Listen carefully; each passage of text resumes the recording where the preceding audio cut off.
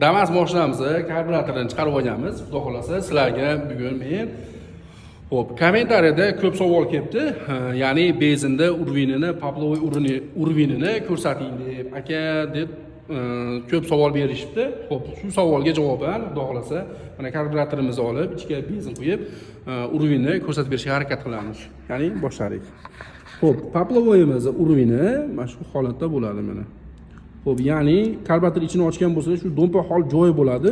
Shu dompasidan ozroq pastda bo'ladi.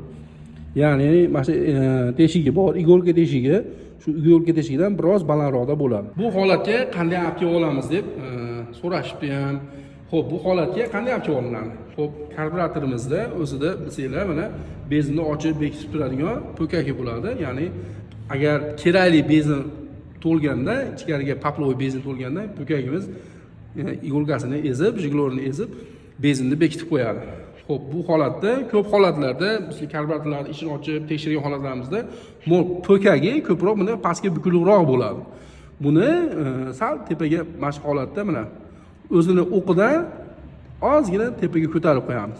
Ko'tarib qo'yamizda mana tagidagi mana shu benzinni bekitadigan tili bo'ladi. Shu tilini sal pastroq ezib qo'yamiz. Shu holatda misol benzin shu holatga kelguncha shuni ligirovka qilib olamiz. Ya'ni bekitib, benzinni kegizib, qancha qolgan o'sha urvinga kelguncha po'kayda mana shu holatda tilini sal pastroq ezib joyiga olib kelib olamiz. Kommentda yozinglar, yana sizlarga qanday yana savollaringiz bor yo'q, qanday yana tushunmagan joylar bo'lsa, kommentda yozinglar, albatta sizlarga javob berishga harakat qilamiz. Instagramdagi obunachilarimiz soni 1800 to'pda. Sizlarga hammanglarga kattakon rahmat bizga obuna bo'lganinglar uchun.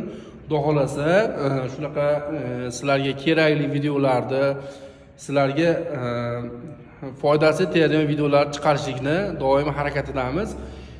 Qo'llab-quvvatlab turasizlar. Xudo xolasa hammanglarga kattakon rahmat. Bizga obuna bo'lmaganlar, bizga obuna bo'lib qo'yinglar. Bizga like, podpisatsiya tugmasini bosishni unutmanglar. Hammanglarga kattakon rahmat. Sog' bo'lasizlar.